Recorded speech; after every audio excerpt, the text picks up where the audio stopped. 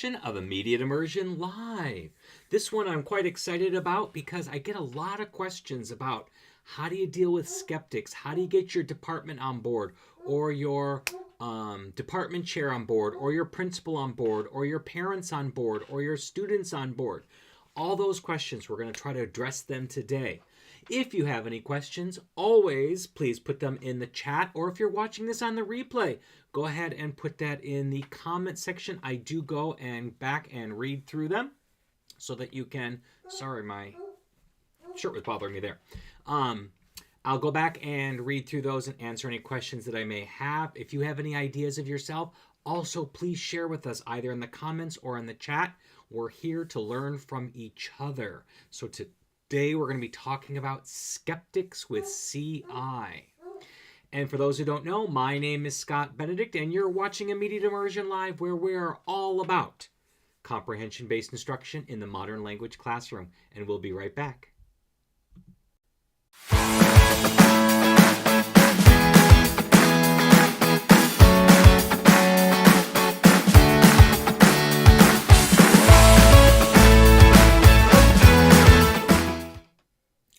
And we're back. Hello, welcome again, everybody. Today we have an exciting topic. We're going to be talking about CI skeptics. And I know there's a lot of them out there. Things are starting to change. When I started 20-some years ago, I started in 2001 teaching with CI. It was a minority of us who were doing it. The AP exams were still based on grammar. They are no longer done that way. And it took a while for us to start to make the turn around into more people understanding and going with the comprehensible input method. And when ACTFL started to go into that way too and start rewriting some of their prescriptions saying that we should focus more on meaning than form, again, a little bit of the tide changed a little bit. So here, at least most language teachers, not all language teachers, are familiar at least with the idea of comprehensible input. Sorry, my dog is going crazy, probably because I shut my door and locked him out. But we're getting more people that are actually dipping their toes in and trying comprehensible input, and at least are interested in it. So let's talk about trying to convert more people. And I don't use that word lightly. I know converting sounds like in a negative tone, but the whole idea of comprehensible input is what is the best instruction for our students. So we want to convert people to comprehensible input, not because what they're doing is wrong, but it may not be the best thing for students if the goal is to actually acquire a second language. And so that's why we would like to get more people on board. Now, I am not a research person.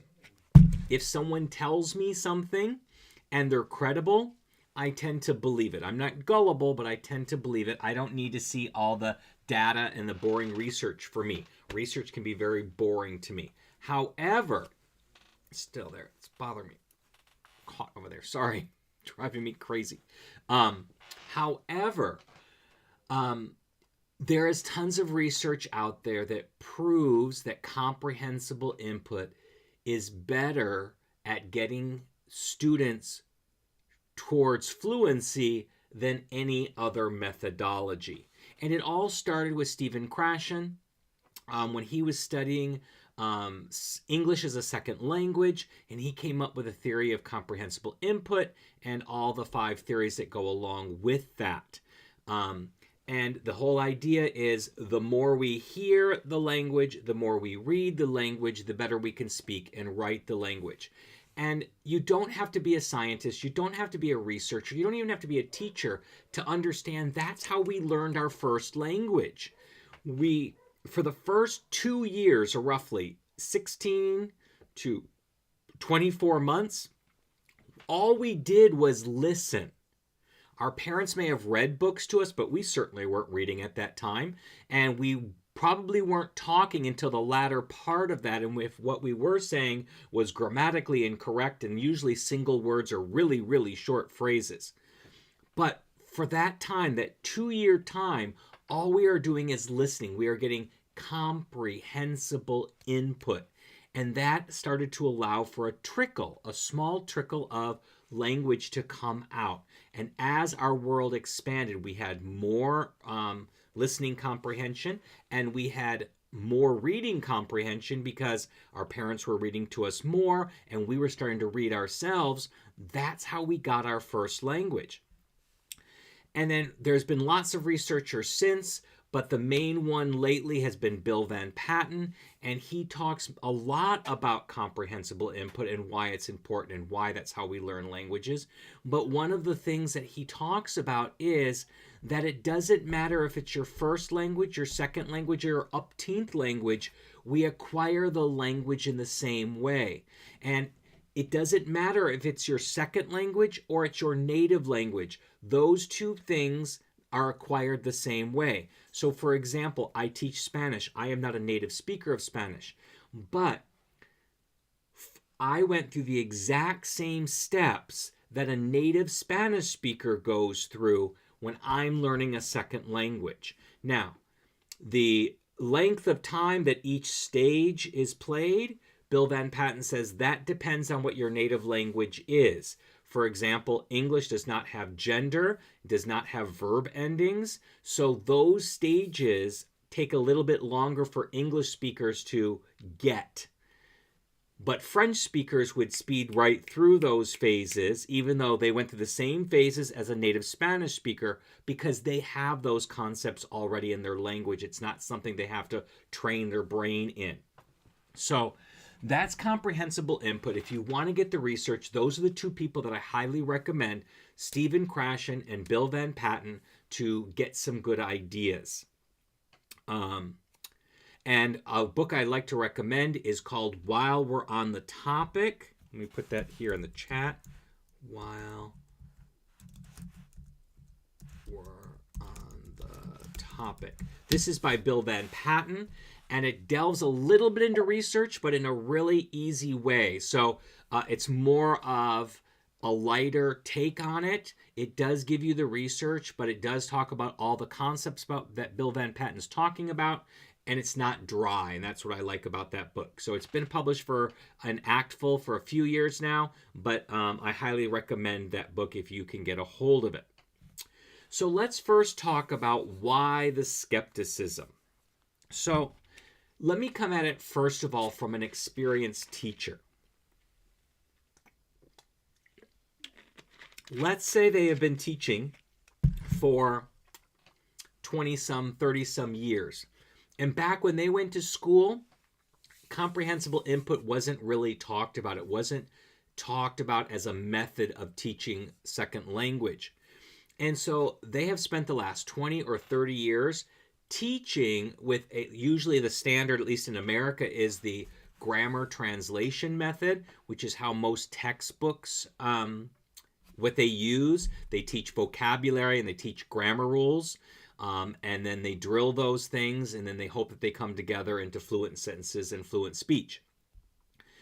But come from their aspect. They've been doing this for 20 or 30 years, and you're coming at it saying comprehensible input is not only better, but grammar translation hasn't worked by evidence of American schools and how many bilingual students we turn out. So you're telling them that what they have dedicated their lives to for the last 20 or 30 years has been wrong, and they haven't been doing their job to the best of their ability. And how do you think that would make somebody feel? That you're telling them that they actually have not helped any of their students along the way. And that would just be false. Obviously, there are kids who can learn that way. It may not be the best way, but Maya Angelou says, do your best until you do your best until you know better, and when you know better, do better. So we've got to come at it from a different angle, because you don't want to say that the last 10, 20, or 30 years of their career has been for naught, and now they are like in this really dilemma. So we don't want to come across that way. We've got to talk about, you know what? This new way has come along. We are getting these results. And so why don't we try and experiment along the way and see what we can do? Because we don't want to say that everything that they've done so far has been a failure. It's just something new that's come along. They didn't know about it, and let's try something new. We want our students to be lifelong learners, and we need to exemplify that in our classrooms as well. And again, a lot of teachers, it's getting harder now, but there are still a lot of teachers who are unfamiliar with comprehensible input. We hired a new teacher this year. He's a brand new teacher as his second career, and he was not familiar with the idea of comprehensible input. It's not getting out to teacher schools everywhere across the nation or even the world. And then the third reason might be that they don't really understand how languages are acquired. They know how languages are taught, but they don't know how languages are acquired. And people say, you know, I can't learn a language, and that's true. If you follow Stephen Krashen, he talks about the difference between learning and acquisition. And no human on this planet has learned a language. Just like you can't learn to drive a car by memorizing all the car parts and how to put a car back together. You actually need to drive the car, and it's the same thing with a language. But everybody can acquire a language. Even special needs students have acquired a language. Usually their first one, unless there's some really traumatic brain injury that doesn't allow them speech. And even if they can't verbalize, they can understand the speech. So everybody can acquire a language. It has nothing to do with brain power. It's something that's inherently native to human beings. And parents are experts at teaching languages because there is not a parent around who has not been able to teach their child language. It doesn't happen. How many teenagers do you know who cannot speak because their parents didn't do a very well job at teaching? So that lack of understanding of how languages are acquired is also something. It's not something that was taught to me in school. It's something that I found out after I left school and I learned about secondary. So those are the kinds of things that cause the skepticism. And so we need to take it back. If we're going to address that, we need to figure out what are their objections to comprehensible input, figure out what those objectives are, and come up with some counterpoints. And best of all, this is how I've always found it works best, because nobody likes to be told that they're wrong. You've been doing it wrong all these years. And nobody wants something forced down their throats. And nobody wants a zealot either that's always selling them on something new. So the best way that I have found to get people to see what I'm doing is to show them results. So I will show them my students' quick writes and what my students can do. Not to show them what their students can't do, but just show them what my students can do. And then they're going to ask the question, so how did you get them to do that? And then I can lead into what we're doing. James says, I have been studying using Orton Gillingham to help special needs students with second language. I'm not familiar with him. I'll have to look him up.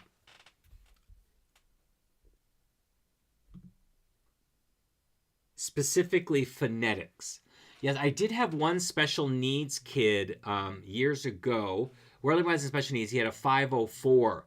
He had a problem with phonemes. And he was a native speaker of Spanish, and I was teaching him, as a native speaker of Spanish in a heritage speaker class. And I was told I cannot teach him the Spanish phonemes. He had such a hard time with the English ones. They didn't want him to be confused with them at all. So he would write the way that it sounded in his head, which was illegible. I couldn't understand a word that he was saying or writing said. He spoke fine, but the writing was the problem. So I used to he would write it out, and then I would have him read it out loud to me. and I would grade it as writing. But yes, I'll have to look that one up. I'm not familiar with that. I have had a lot of luck with special needs students. They usually end up putting those kids in my classroom because the way we teach with comprehensible input addresses multiple modalities, and that helps every student learn, not just special needs students, but special needs students seem to excel with that. When you're not using a textbook, having them memorize vocabulary and memorize complex grammar rules that don't really make sense, you get a lot more buy-in by them, and they get a lot more success that way. But yes, thank you, James. I will look into that. Orton Gillingham. I'll put that down in my notes. So that's why the skepticism. Show them the results, the successes that you're having without being boastful or, what's the word I'm looking for? Without being, I can't think of the word. Hakdarse. What does that mean in English? I can't think of the word that I'm looking for. But without being pushy about it, without, showing so much pride that, look at my students, look what they can do. Your students can't do this, not that kind of thing. But just when you have your PLCs and you're talking about assessments, show examples of what your students can do in a non-threatening way. Next, let me switch my thing here. There we go. Education is key. So we need to bridge the education, the knowledge gap. Stakeholders like parents and administrators may not be familiar with the underlying theories and research that support CI. So that's that information. Maybe do a book study with your teammates about, like, the good example would be While We're on the Topic by Bill Van Patten. It's a great book. It's a light read. It's not full of all kinds of dry research. It's not a thick, huge book, which some linguistic books can be. So you might do a book study with that. You might, when you go to back to school night and you're doing that, you might talk to parents about the science of acquiring a language. I've never had a problem with parents understanding the way that I teach or thinking that it's a good or a bad way. They understand it. They get it right away because most of them took multiple years of language in school and they did not learn the language. They can't use it to this day. So they get it. I usually don't have problems with that. Administrators sometimes have issues with it, especially if they're not a language teacher. And most administrators are not language teachers, have not been language teachers. Many of them don't know a second language. So you may have to get them on board. I know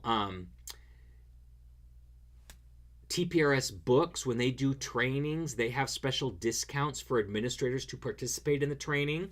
We took them to the national conference. Our administrator a couple years ago, it's now been a while ago because the administrator has moved on to the district level, but he came for, I think, 2 years in a row. He came and he learned Russian with Katya, and he went to the workshops and learned the way that we're teaching and why it's important and why it works, and experienced it for himself because he failed Spanish in high school, but he was acquiring Russian with Katya. And, objectively, Russian is much more difficult to acquire than Spanish would be. So education is that key. Give them little snippets. If you send out weekly emails to parents, add in a couple of snippets out there if you don't have your parents on board. As I said, if you're doing PLCs, have a book study. Have a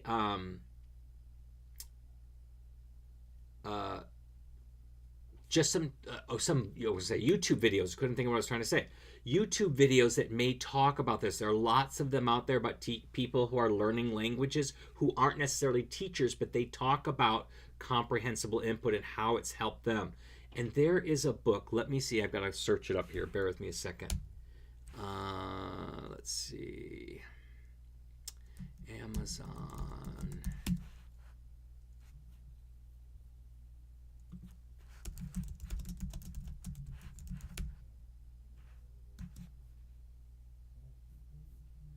I don't know if I'm going to be able to find it right away. It's got a weird name. Let's see.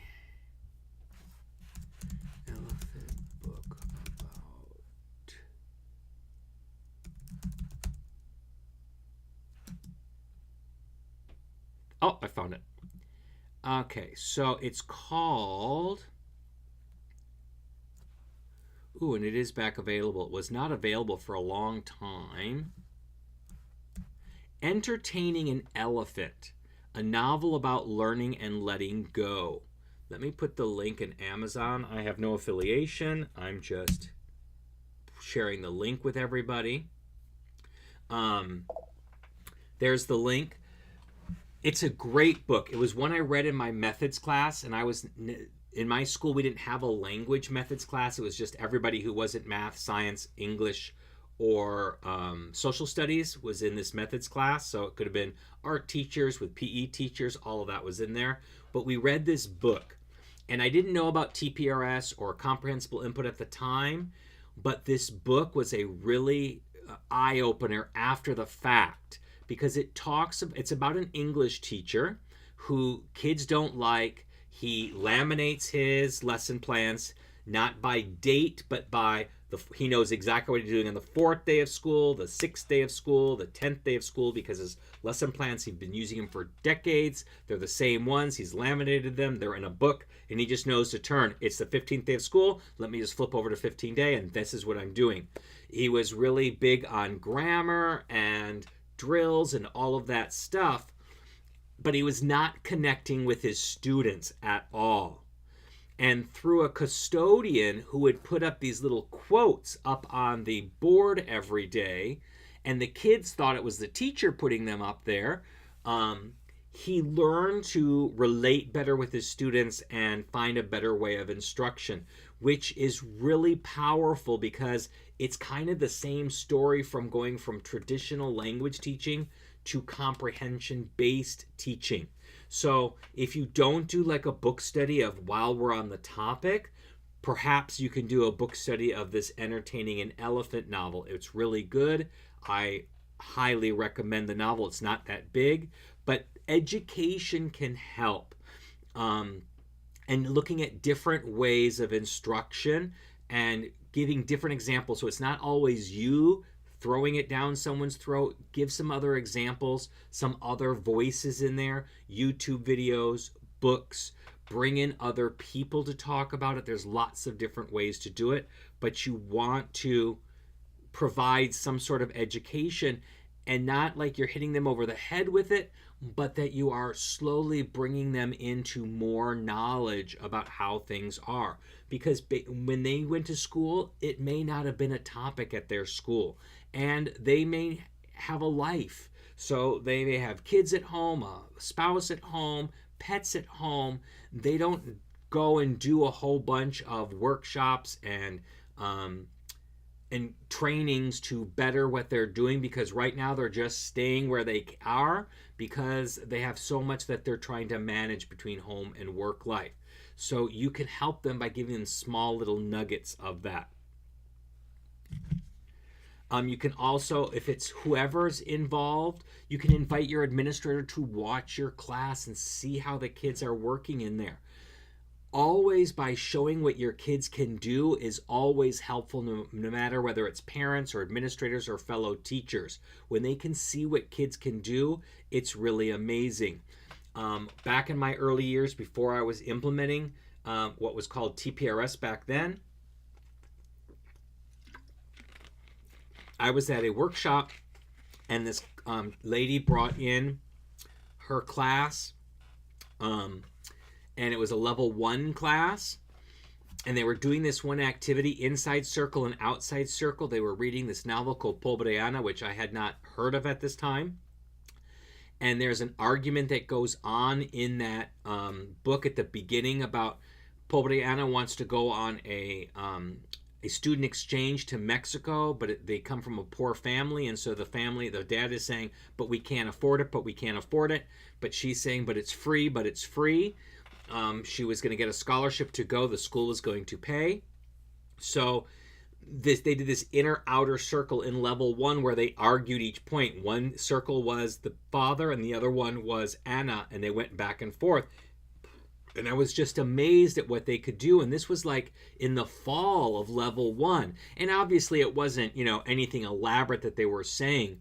It was short phrases, but that they were communicating that much in such a little bit of time, that stuck to me. So I wanted to learn what she was doing in her classroom so that I could get similar results.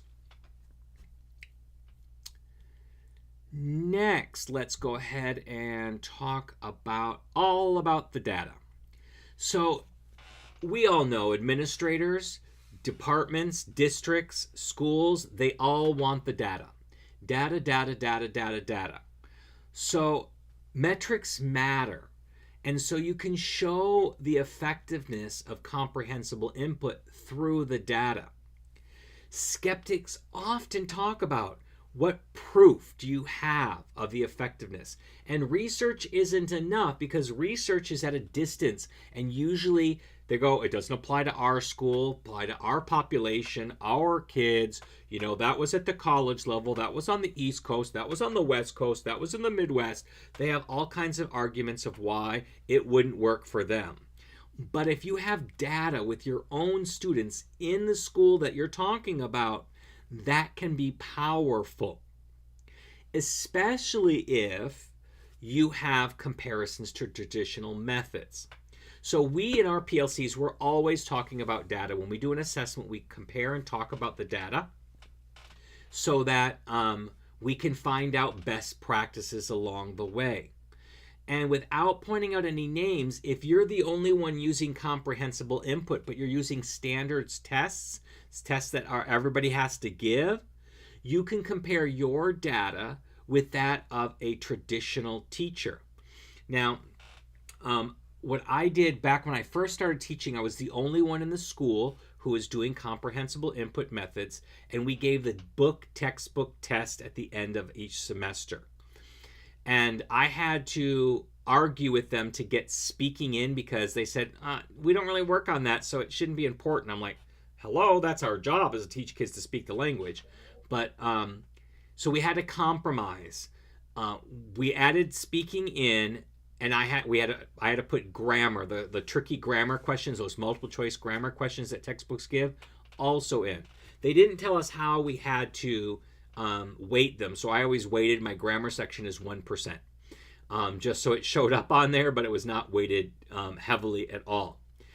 But when I looked at the data, my kids were really strong in the skills, listening, reading, writing, and speaking. And their students also were generally pretty good at reading and listening. But where the differentiator came in was speaking and writing. My kids were doing, not because I'm a marvelous teacher, that's not what I'm saying, but because of the method, they were better writers and speakers than the other students. And then when we looked at the grammar, my kids were no better or no worse than kids who were taught that grammar translation method. They all did poorly on the grammar, because the way those questions are written, they're to trick kids or to look for little minutiae that nobody really cares about, and you don't even have to understand what the question is asking to be able to answer it and get it correct. So show the data without pointing out that, oh, look, this teacher uses this method which doesn't work. Just show the data. Just show the data saying, this data is from traditional teaching methods, this data is from comprehensible input type methods, no names attached, and look at the data and let the data speak for itself.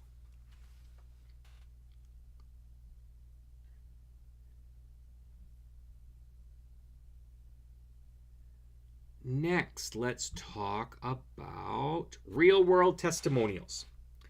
I had a student once who left my school. They left school and they had moved to a different school, and I got an email from them, and it was a funny little email. It said, so I asked them, how's your Spanish class? And they go, well, in your class, we spoke Spanish with a little bit of English, but this Spanish class is we speak English with a little bit of Spanish.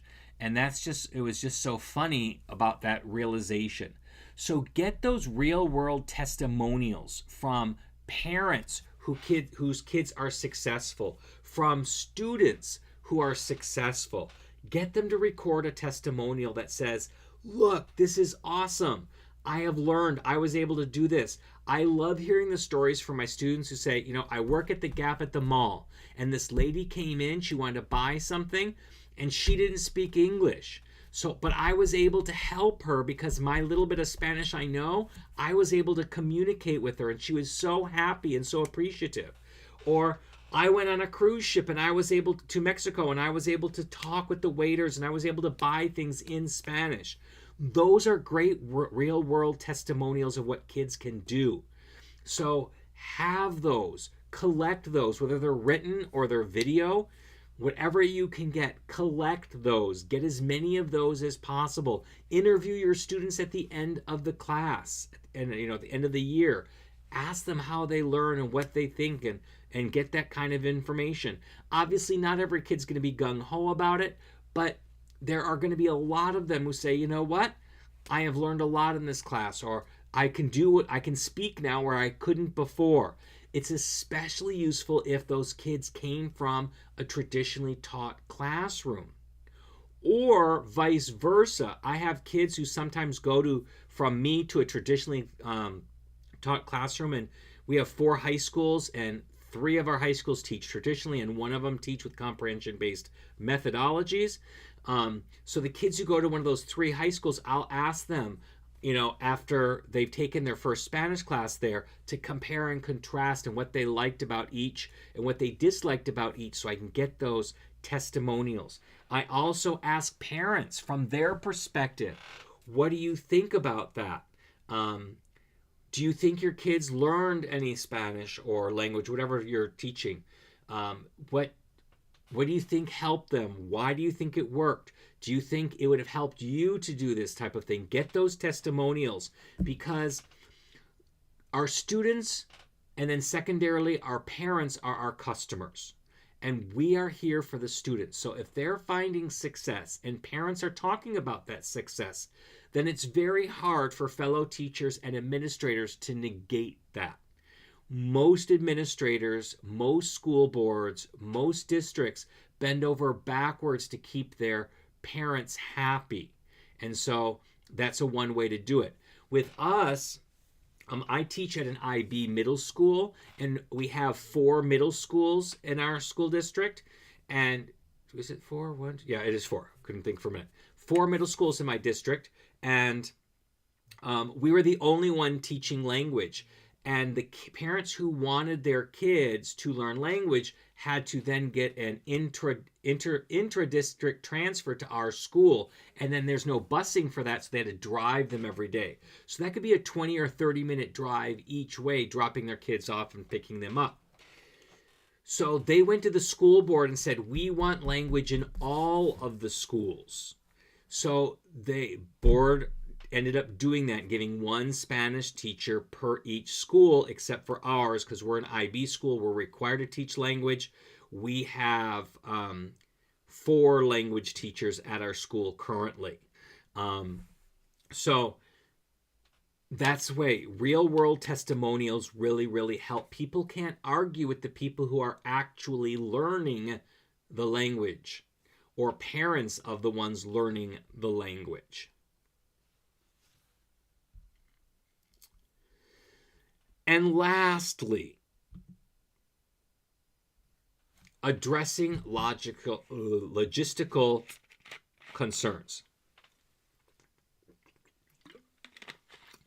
Even if teachers and administrators are convinced that CI is the greatest thing, they may have, problems and concerns with how do we implement this? How do we pay for resources? Teacher training? What about a curriculum? All of these things. Well, first of all, textbooks are expensive. And the great thing about teaching with comprehensible input, you don't have to use textbooks. There are curriculums out there, and those curriculums that are out there are a lot cheaper than textbooks. And I'll tell you, at one of my school districts, many years ago now, because I've been at my current school for 10 years, at this school, we just did the textbook adoption for the district. And they had, it's been 14 years since language. Language is always the last one who gets a new textbook.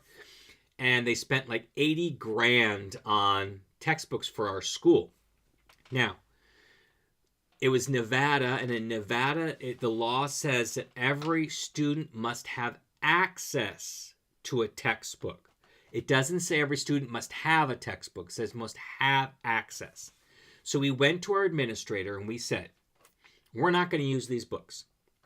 We can comply with the law because we can keep one class set of each level. So one class set of level 1, one class set of level 2, one class set of level 3 for each of the languages we teach. So we had, just 3 sets of books for Spanish. Level 1, level 2, level 3. So like 40 books of each. So it's 120 books of Spanish. Same thing for French. Same thing with German. And we taught Japanese. So same thing with Japanese.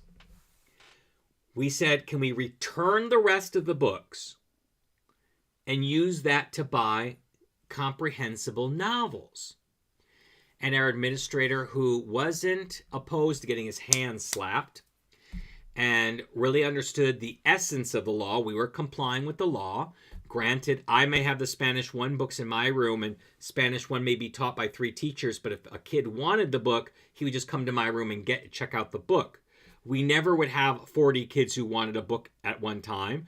I don't think in the 7 years I was in that district, I had 1 kid who wanted the book and checked it out. So it wasn't a big deal. He said, yes, but. He said, we'll return all those books, but the money we get back, we split. Half of it goes to you in the language department, and half of you goes back to the school that we can use for whatever we need at school. And we said, not a problem, because $40,000 back in the language department was better than no money in the language department and being stuck with $80,000 worth of textbooks that nobody's going to even open the box for. So we made that agreement. We didn't use all of it for novels. Obviously, it's a lot of money, but we used it for training because anything that was in our world language budget by our district rules had to go back directly to students. So training would count for that. So we used it a lot to send teachers for different trainings, and we also used it for, as I said, comprehensible novels. So textbooks. You can tell them, I understand your concerns with the money, but if we don't buy textbooks, money allocated for those textbooks can be used to purchase curricula, can be used to purchase comprehensible novels, and can be used to purchase teacher training. And it will go much further in that way than it would with textbooks. You can talk also about the teacher training, that it's cheaper to bring a trainer into your school to teach you than it is for teachers to go out for training. And there are online options which are even cheaper. But training is not as big of a deal as people thought. Yes, when you think about sending someone away for training, usually training's at least 3 days. You're talking, it's going to be at least, the course itself, the training is probably going to be $300, $400, $500 plus airfare plus hotel. You're looking at about $1,500 to $2,000 per person to send them. But for that same $2,000, but only once, you can bring someone into your school and teach everybody at the same time. And if that's still not in the budget, you can do a lot of online training, which is still even cheaper. And there's lots of resources with the internet now. There's lots of resources that you can get even for free to get you started on the comprehensible input training. And curriculum development. You can save money by creating your own curriculum as a team rather than purchasing one, though CI curriculum is relatively inexpensive, especially when compared with textbooks. So that's the one thing, the money of it. Another thing is, it's a lot to switch. If you've not been doing this all this time, and you're trying to switch, it's a lot to switch all at once. So one of the best ideas I learned from Susan Gross was teach them one thing to do and have them work on that until they're comfortable with that. And then switch out another thing. So for example, you could start with conversations. So teach everybody how to do true conversations with your students. In TPRS circles, that's called PQA. I don't like jargon that I have to explain what it means. It doesn't make sense. It's basically a conversation with students, just a lot more deeper than going in and just asking every student the same question. So teach that skill. How do we engage kids in conversations? How do we ask questions about kids and get the whole class involved? How do we repeat things and get more details to stay on the topic longer so they have time to acquire the language? Teach that skill, learn that as a team, practice it in class with your students, and then when you get good at that, then add another layer. Now maybe movie talk, because movie talk, I like to call it story asking with training wheels, because you don't have to come up with a story. You've got the story there. You just need to talk about it and ask questions about it, and teach that. And then do reading. And once you've done those three things, then you can go back and take a little bit of the training wheels off and do picture talk, where you still have something there to start a story with, but it's not as detailed as a movie talk would be, before you can teach them how to just story ask all alone. So do it in incremental steps. Do it as a team so that everybody's doing it at the same time and they're learning. And one of the things that we do in our school, and this is not from the administrator, it's what we have opted to do, and we've been doing it since we started our program. This is now our 11th year of our program. We go and observe each other. We make a commitment to observe 2 other teachers once a month. So we're giving up, and we have to be there at least 15 minutes. So we're giving up 15 minutes of our prep time twice a month to go in and observe another teacher and how they're doing. And we leave a little comment card. It asks just a few questions. It asks, how much percentage-wise is this target language being spoken? Our goal is 80% or higher. We really want higher than that, but our expectation when we go in there is 80% or higher. What is the teacher doing to make the language comprehensible? And 3, what is the teacher doing to make the language fun, or reducing that affective filter?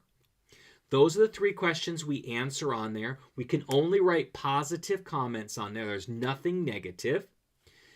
We hand that to the teacher at the end. We drop it on their desk, because usually I go the first few minutes of class. I drop it on their desk. I quietly leave.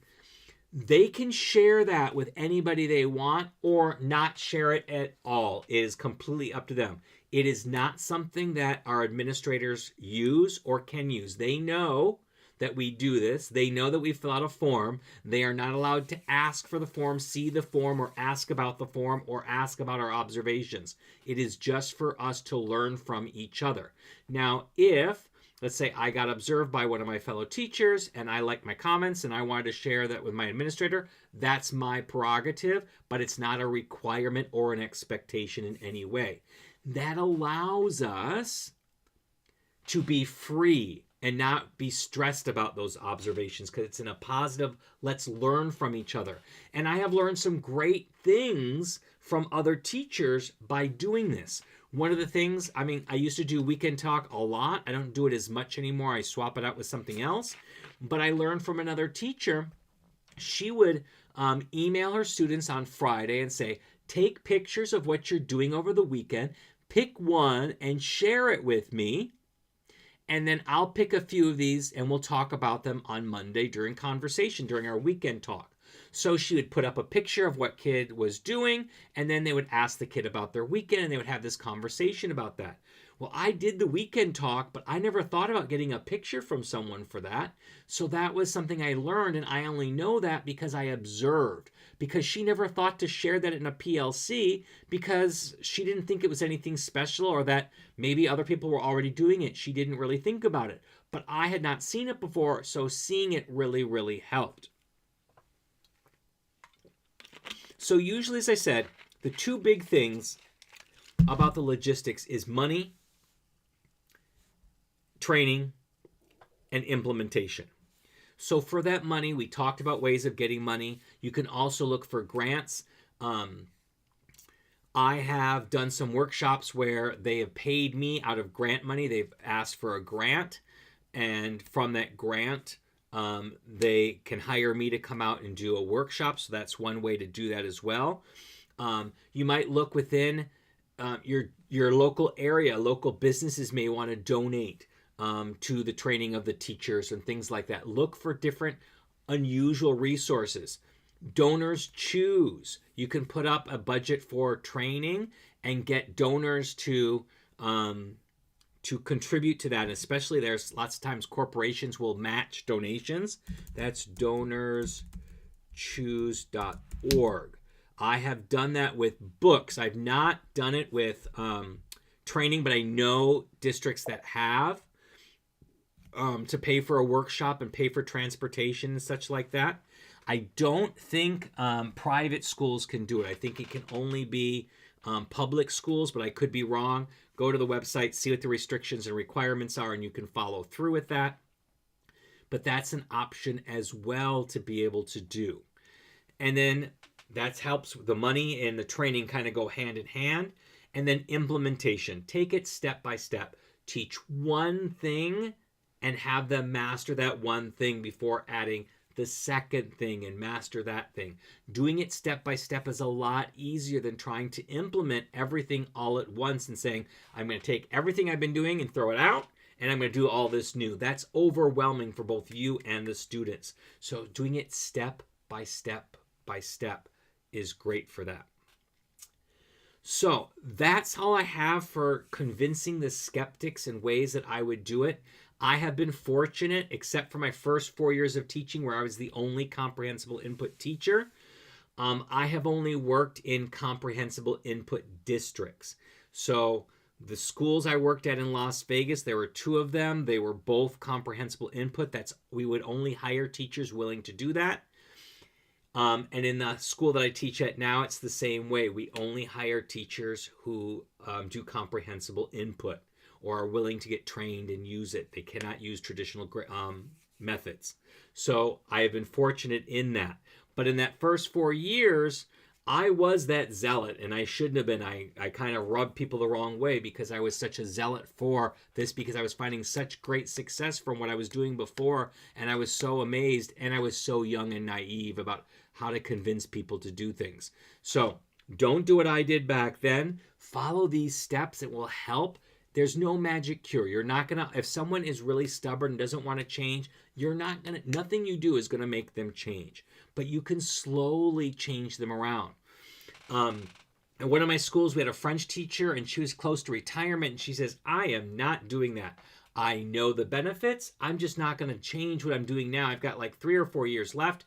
It's just not worth my time anymore to do all of that. And then after a couple of years, she decided, you know what? I'll just do it with my level 1s and I'll phase it in. So my level 1s, then when they become level 2s, I'll do it in level 1 and 2. And then they become level 3s, I'll do it 1, 2, 3, etc. But it didn't work out that way. She did it in level 1, and it went over so well that her levels 2, 3, and 4 at the time said, why aren't we having this much fun in doing that? So she had to convert everything all at once. But she was a skeptic. She was a skeptic. I had another teacher who I was doing a training in Nashville, Tennessee. And she was an older woman, and she was a native German speaker. She taught German. She was also on her way to retirement pretty soon. She did not like teaching anymore. She did not like the kids she taught. She said teaching had changed in her years, and it was time for her to give it up. She was at this workshop only because her new colleague, a younger teacher, dragged her to it. She was kicking and screaming the whole way. But by the end of the workshop, I had converted her, and she had a new love for teaching, and she taught 3 more years in addition to the ones that she after retirement. So she had planned on retiring in a few years, but she stayed 3 more years afterwards and became an ambassador for comprehensible input in her district. So there are people that can change. Even people who are seasoned teachers can change. Just don't try to shove it down everybody's throats. Now, if anybody has any questions, comments, please feel free to put them in the chat or in the comments if you're watching this on the replay. If you found this helpful, please share, like, and subscribe. It really does help get this video out to more people. Put comments and questions in the section so that other people can see them. If you know about someone this can help, please share the video. And if you aren't already aware, we have our immediate immersion assessment academy going on right now. If you're interested, you can register at mm.us/academy. It is 10 webinars that delve deep into proficiency-based grading and assessment.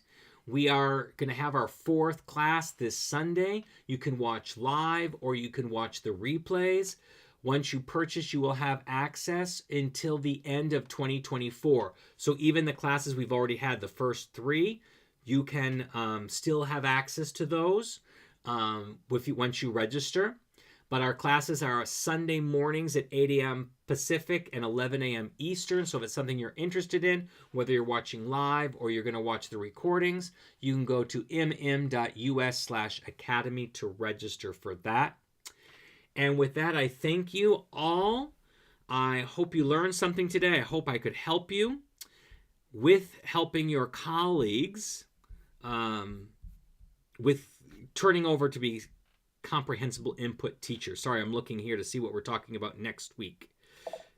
Next week, we are going to be talking about networking strategies.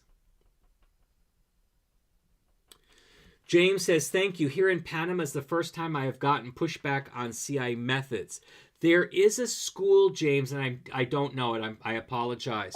But there is a group of Panamanians that come to the conferences here in the United States every few years that are all about comprehensible input. So I know there's at least a small group there. So I don't know how to contact them. You might go on the Facebook NTPRS/IFLT group.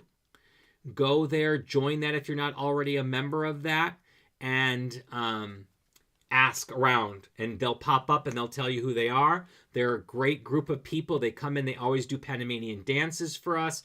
It's been an awesome experience. I love those folks there. So you might check them. They might be able to help you with that in your area. Maureen says, great help. Thanks. You are so welcome, Maureen. Next week, to kind of go along with this skepticism, we're going to be talking about networking, how to network with other comprehensible input teachers. You might be the sole teacher at your school or in your district that does this, or you might be the only teacher at all because you're in a small district or small town. So we'll find ways to network with each other. So with that, I will say goodbye to everybody. I hope everybody has a wonderful week. And I will see you next week. Same time, same channel, 5 p.m. Pacific, 8 p.m. Eastern. Have a good night, everybody.